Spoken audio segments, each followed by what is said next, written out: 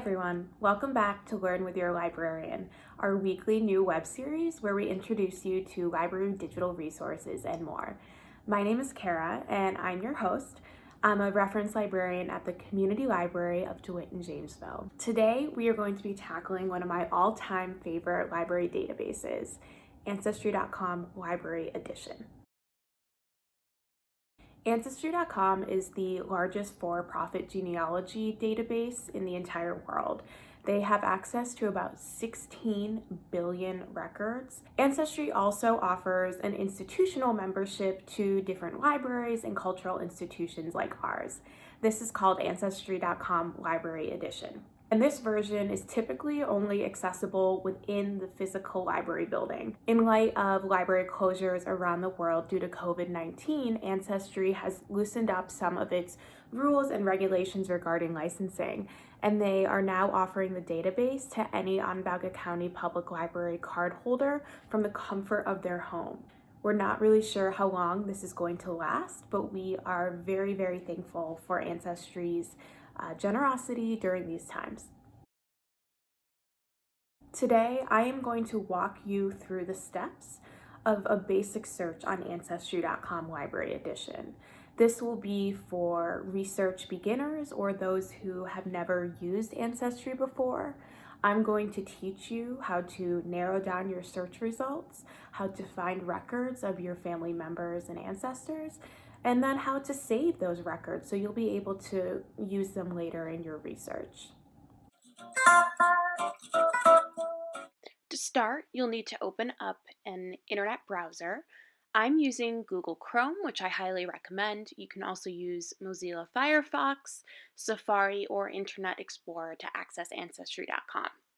Once you open your internet browser, you'll need to go up to your address bar and type in www.onlib.org. This will bring you to the Onondaga County Public Library's homepage. Once you arrived, you'll need to click the green research button. Next, click Online Databases, which is below that, and that's going to give you an A to Z list of all of the different databases that Onondaga County Public Library System offers for its cardholders.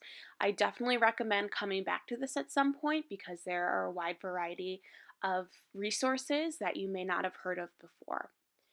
But today we're going to scroll down to Ancestry Library, and since it's A to Z, we luckily do not have to go very far. The fourth one down here will say Ancestry Library, and we can go ahead and click this blue View Resource button. Since I'm working at home and not at the library right now, it will ask me to enter in my library card number and my PIN. Go ahead and put that in, and click the Login button.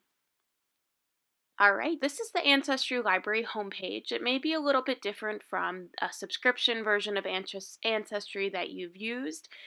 You will not find a spot to log in with your email address and a password or anything on Ancestry Library Edition. That's because it's an institutional membership and not an individual membership. This is accessible to everyone at OCPL, so you won't be able to make your own individual family tree with this particular version. That being said, you will be able to send anything that you find to yourself personally by email, or you can save it to your computer, which is really nice. So yes, although you aren't able to make a personalized tree on Ancestry Library Edition, you will still be able to save your records that you find. Now, what I always recommend is to just start by clicking Begin Searching here, which will launch into our main search page. You can search on the right-hand side here by special collection. I really only recommend using search by special collection if you know exactly what document or record that you're looking for. So if you're looking for your great-grandfather's marriage record, you might want to just click marriage and divorce there. That helps narrow it down a bit further. That being said, I think it's better to do a search that's a little bit more broad. Sometimes these categories are a little confusing. Another option down here is that you can explore by location. Ancestry Library automatically has this view of a map of the United States, but you can actually put your cursor on the map and move it over to other countries. For example, I can even click this little plus button here to zoom in or the minus to zoom out. And it allows you to click on a particular country. So if I have family members who come from Ukraine, I can click on the map here, and it says there are 18 collections for the country of Ukraine. If I click on the Ukraine, hold on a second, a pop-up will come up on the right-hand side that will list all of the different records that Ancestry.com has available for that particular country. To search within these collections, you'll need to click this See More About Ukraine,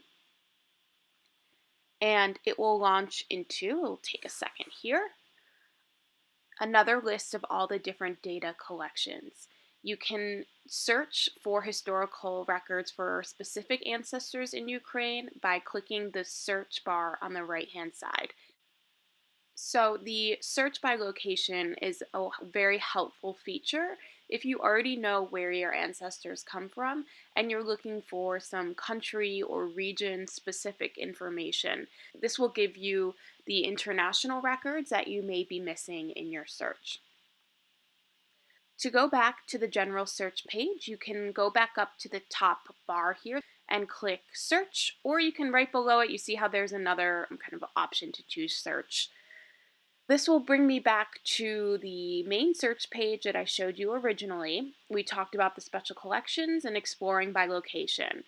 This top bar here is the way you can search by name and personal information about your ancestors. A couple of tips that I want to point out here. The more specific and detailed you are, the more likely you will find records on your particular relative. So, for example, if I had just typed in here John Smith and pressed search, it's going to give me 14,200,000 records, which is completely overwhelming, and I don't want this to happen to you.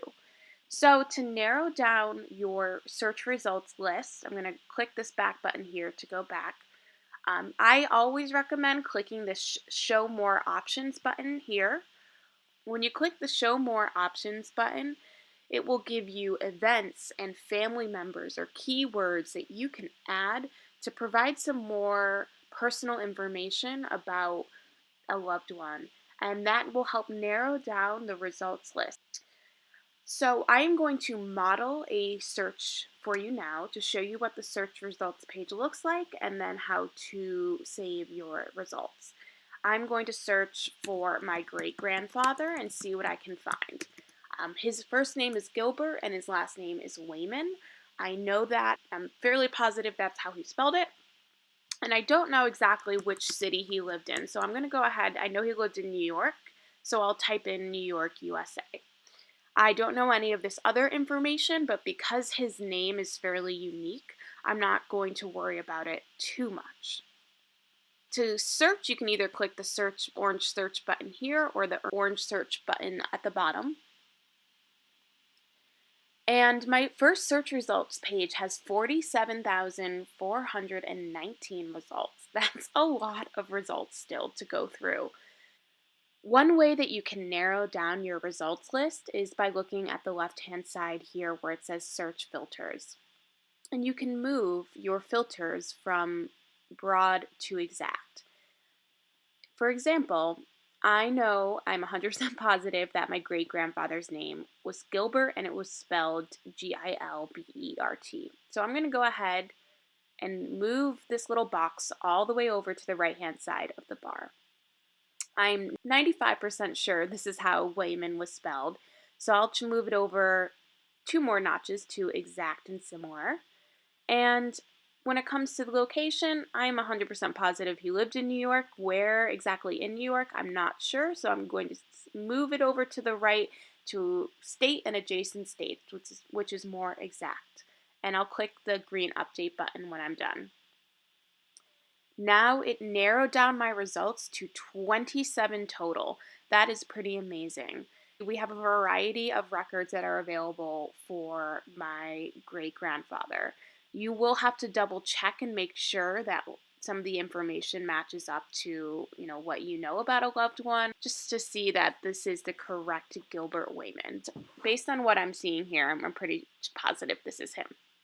It will give you maybe some military information, different immigration and travel records, federal census records, which we'll come back to. You can do a quick scan and see exactly what's available within the 27 records, and then you can kind of click particular records that you want to take a deeper look at. We're going to take a look at the federal census as our example today. Ancestry Library will have extrapolated all of the information that was on the original census document, the questions and the answers that my family member provided, onto this page here. The questions that were asked in the census change from census to census, but in 1930, it's great. I can see where my great-grandfather lived. I can find out where his father was born. That might be very helpful for a future search. I can find his mother's birthplace. Was he able to speak English at that time? It will also give you a list of the other individuals who lived in the house with him. Many of the records that are available on Ancestry Library will give you access to the original document as well as the information that the document contained. So on the left-hand side here, you can click View, and it will launch the census page, which is pretty amazing. Ancestry is helpful in the sense that it will highlight in yellow where your family member is located on the page, and then will highlight in green whoever else lived in the house at the time. If you put your cursor over each of the boxes, it will tell you what that column represents. This is pretty easy since he's at the top of the page. I can look and see, oh, New York means the place where he was born. If you want to save this document for your records, either to your computer or print it out later, you will need to come up to the top right-hand corner. It's a little small, so be careful, and click this green Save button. When you click green Save, you can either send the image home, which will give you an opportunity to type in your email address and click Send Email, or you can click Save to this computer. That means that the document itself will just download to your computer's files and document drive. To get back to the main record page, you'll click this back arrow here.